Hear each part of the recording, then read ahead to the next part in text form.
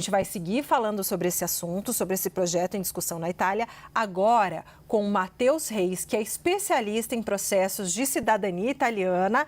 E se você não mandou a sua pergunta, nos stories da CNN, você pode correr lá e mandar a sua pergunta, que eles repassam aqui para a gente e a gente tenta colocar no ar a sua pergunta para o doutor responder. Muito obrigada por estar conosco, né, se dispondo a responder aqui tantas dúvidas, que pegou essa decisão aí, pegou os brasileiros de surpresa. Então, a minha primeira pergunta é a seguinte, doutor. Quem entregou os documentos no consulado antes de o decreto, consulado ou na embaixada, antes de o decreto ter sido editado, vai ter o seu direito afetado? Essa é uma pergunta enviada por um telespectador da CNN. Perfeito. Primeiro, boa noite, Yuri, boa noite, Débora. Respondendo a sua dúvida, todo mundo que entrou com o seu processo e teve um agendamento realizado no consulado ou na comune antes do dia 27 não vai ser afetado. É importante estender isso também para todo mundo que entrou com o processo via judicial até o dia 27. Então, nenhum desses casos, de quem já teve o agendamento ou já teve o processo iniciado até o dia 27 de março, vai ser afetado. Então, Matheus, se o processo está sendo despachado com o juiz, também fica protegido ou pode ser afetado? Fica protegido. Conforme é importante entender um pouco da dinâmica, né? Então, a gente teve primeiro o decreto que foi apresentado pelo Executivo, ele está passando agora pelo Legislativo, ele passou primeiro pelo Senado, vai passar pela Câmara dos Deputados. Ele foi alterado no Senado. Dentro do Senado, ele foi confirmado que processos judiciais despachados ou que já estejam protocolados até o dia 27 de março também não vão ser afetados. Olha outra pergunta de telespectador. A história que ele conta é o seguinte. Meu primo fez o passaporte antes da lei. A pasta dos meus ascendentes está pronta. Tenho direito? Perfeito, vamos lá. O caminho, né, de montagem das pastas é uma das partes mais trabalhosas durante o processo de cidadania. Qual é uma perspectiva importante de ser olhado por caso desse familiar, né? Ele não tem mais direito à cidadania conforme a interpretação da nova lei implementada pelo decreto. É importante enfatizar que, inclusive, desde o decreto pelo Senado, a lei já foi alterada. Então, tirou muitos critérios, por exemplo, de ter nascido na Itália. Agora, ele precisa ter a cidadania desde o momento da morte, né? E daí isso é um ponto que a gente pode aprofundar. Mas, respondendo a esse ponto de forma bem clara, hoje ele não teria mais direito, mas existe um caminho possível ainda de questionar isso. O importante é que não vai ser feito mais por via administrativa, agora vai ter que ser feito por via judicial. Mais uma pergunta que a gente traz aqui dos nossos telespectadores, dos nossos usuários nas redes sociais. Se o marido tem cidadania italiana, a esposa, a mulher dele, vai poder requerer também? Perfeito, vamos lá. Então, independente se for marido ou se for esposa que tem a cidadania italiana, o cônjuge vai manter o seu direito a requerer a cidadania italiana. Durante a apresentação feita pelo vice-ministro, o Antônio Tajani, durante o momento em que ele apresentou o decreto, ele disse que também tinha interesse em alterar a lei de naturalização, né? A lei de reconhecimento da cidadania para cônjuges. Isso não veio e não aconteceu por meio da aprovação do Senado, ok? Então, até o presente momento, as leis para cônjuges se mantêm como anterior ao dia 27 de março desse ano. Deixa eu só emendar com mais um detalhe, porque é o seguinte, sobre essa questão. A gente perguntou sobre a esposa, né, ou o marido, mas, por exemplo, se a pessoa já tem a dupla cidadania, brasileira e italiana, mas ela ainda não entrou com pedido para o filho tem direito, eles têm direito a requerer?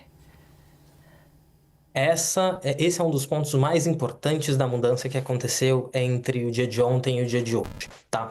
Então, para vocês entenderem bem essa mudança, a partir do dia 27, eles definiram que existiria um limite de descendência, né? Que seria avô ou pais. Eles colocaram um critério, que era o critério do pai ou avô terem nascido na Itália. Isso foi alterado ontem e hoje. Eles passaram a dizer que para transmitir de forma direta, esse avô ou pai teria que, na verdade, ter exclusivamente a cidadania italiana no momento da sua morte. Tá? Não mais colocando o critério de ter nascido na Itália, mas ter o critério de ter exclusivamente a cidadania. Além disso, eles abriram um segundo cenário, que é um cenário para pessoas que têm um filho, já são cidadãos italianos, mas um filho que nasceu até o dia 27/3/2025. Para esses filhos, eles vão ter 1 ano para reconhecer a cidadania. 1 ano até o ano que vem, né, até o dia 31 de maio de 2026, para pedir essa cidadania. Um outro caso são para os filhos que vão nascer a partir do dia 27 de março desse ano. Para esses filhos que nasceram a partir do dia 27 de março desse ano, se conta um prazo de 1 ano a partir do nascimento do filho. Então, os pais têm que fazer a declaração de vontade de manutenção da cidadania até 1 ano do nascimento do filho. Uma outra opção se o pai não declarou essa manutenção até 1 ano para o recém-nascido, esse filho teria que residir 2 anos na Itália. Tá? Então, se ele residir 2 anos na Itália, ele aí sim teria o direito de reconhecer a sua cidadania, se ele for filho ou neto de italianos. Matheus, você já explicou aqui, trouxe alguns exemplos, né, importantes de filhos de quem já tem cidadania, etc., e de algumas situações que ainda estão em discussão pelo legislativo italiano. Mas, diante do que estamos no atual momento, os caminhos para a obtenção da cidadania, o processo propriamente dito, também tem modificações? Quais são esses caminhos com o que está sendo discutido pelo legislativo italiano? Perfeito, vamos lá. É importante a gente entender aqui as 3 interpretações, né? A gente tem uma interpretação do executivo, uma interpretação do legislativo e a gente tem uma tendência de interpretação do judiciário. O que a gente vê é que o legislativo está acatando a interpretação do executivo, que implementou o decreto-lei, certo? Nisso, a gente não vai ter mais como solicitar a cidadania por via administrativa, que é a via no consulado ou via comune, para quem não se encaixar nos critérios da lei. Qual é a maior característica aqui que é importante ser ressaltada? Esse decreto-lei apresenta 2 pontos que são muito vulneráveis do ponto de vista jurídico. O primeiro é a capacidade de você estender a cidadania de forma automática só para quem tinha cidadania no momento da morte. Ou seja, você está dizendo que a pessoa não poderia ter nenhuma outra cidadania, você está colocando um critério do seu país em relação a outro país. E isso é, sim, um dos critérios muito fortes de inconstitucionalidade. Um outro ponto, e eu acho que acredito que esse ponto já se estende há mais tempo, é que a lei originária da cidadania dá a cidadania no momento do nascimento. Então, com essa mudança, a gente está tirando a cidadania de quem já tinha um direito. Então, por que eu estou falando tudo isso? Porque agora o caminho que vai ser mais seguro, porém é importante eu ressaltar que ele ainda não é garantido, porque obviamente ele é um caminho judiciário, vai ser entrar com um processo judicial sustentando a tese em cima desses pontos. Tá bom? Então, para todos os casos das pessoas que se sentiram afetadas por essa mudança e que tinham um direito garantido, a recomendação é entrar com um processo judicial, conscientes de que não é mais uma matéria pacificada. Agora, uma dúvida também sobre os pedidos que já estão correndo na Justiça. Então, assim, tentando entender, né, prever, porque ainda não aconteceu, isso tudo é muito recente. Olha só, a gente está vendo que no âmbito do Executivo e no âmbito do Legislativo, os governantes, as autoridades públicas da Itália estão querendo, de fato, trabalhar para restringir a concessão de cidadania, né? A gente está falando aqui no caso dos brasileiros, argentinos, ok, em geral.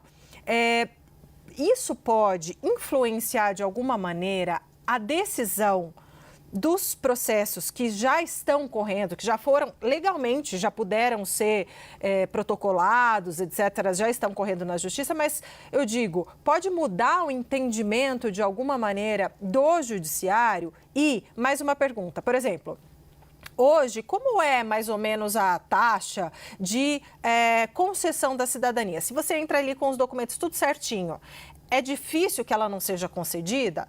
E esse entendimento pode mudar, visto que a vontade do governante hoje, do legislador, está mudando e que tem esse clima, né, para restringir a cidadania? Não sei se eu fui clara na minha pergunta.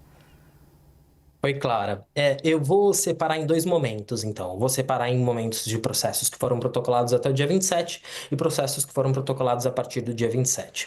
Para processos protocolados até o dia 27, a gente ainda estava enfrentando momentos nebulosos porque a gente não tinha certeza de como ia prosseguir. A partir da mudança que aconteceu no Senado, a gente vê que eles se tornam mais claros no sentido de que quem entrou com o processo até o dia 27 não vai ter o seu direito alterado. Ele vai ser mantido conforme a legislação antiga. Além disso, tem uma sentença de Campo Basso, que é um tribunal, na qual o juiz se manifestou claramente sobre a não retroatividade nesses casos. Então, a gente já está falando para processos protocolados até o dia 27, de uma segurança jurídica mais forte do que os processos a partir do dia 27. Para os processos a partir do dia 28, no caso, né? 27, meia-noite ou 28, a gente tem que ter uma interpretação diferente, né?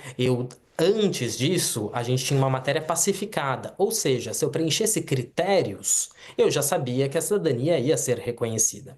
A partir de agora, se torna uma disputa jurídica, ou seja, vai ter que primeiro se construir uma jurisprudência. A partir daí, a gente vai ter mais congruências ou certezas do que pode acontecer. Então é importante entender que a partir de agora a matéria não é mais pacificada, que existe sim a possibilidade de negativa, mas que por todas as decisões da Corte Constitucional, que é o órgão jurídico mais forte da Itália, a gente tem a visão de que a irretroatividade da lei é algo importantíssimo na estrutura jurídica da Itália. E o problema de ferir isso na cidadania é que você impacta diversas outras leis. Então, é importante, né? E eu acredito muito que o judiciário não vai ser influenciado politicamente como o executivo e o legislativo foram.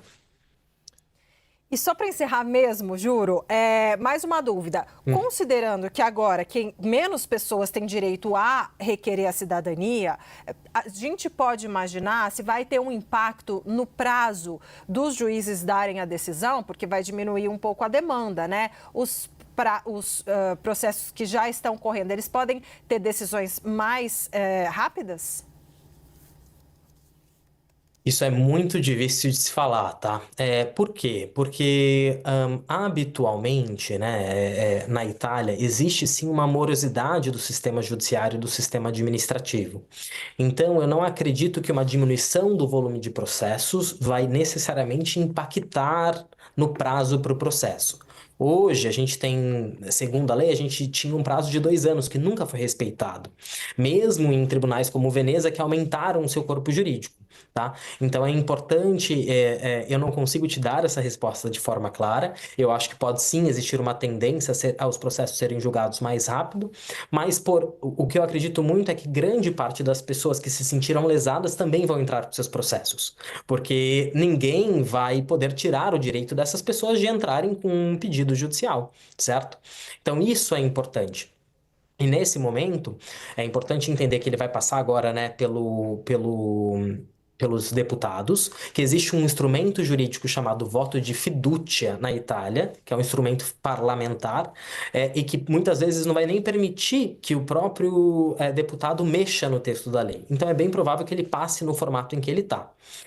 Com isso em mãos, é importante o cliente, né, ou a pessoa ou a família que está interessada, entender muito bem as questões do atual momento. Porque eles conscientes disso, aí é importante que eles se valham do direito deles. Nós conversamos aqui com o Matheus Reis, que é especialista em processos de cidadania italiana. Muito obrigado, meu caro, pelos seus esclarecimentos. Certamente, muita gente vai fazer bastante utilidade das informações que você nos prestou aqui.